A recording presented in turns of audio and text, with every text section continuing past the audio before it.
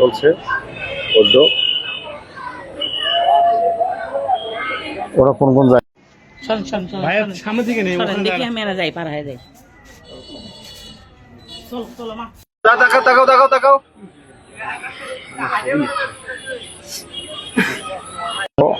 1 তারিখ থেকে 30 তারিখ পর্যন্ত আমাদের বিশেষ অভিযান চলছে মাদকের উপর।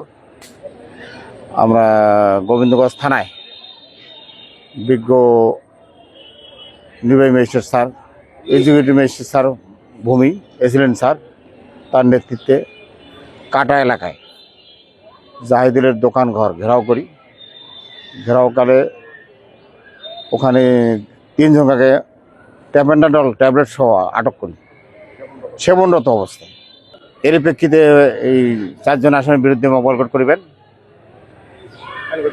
এবং আইনগত ব্যবস্থা গ্রহণ করিবেন।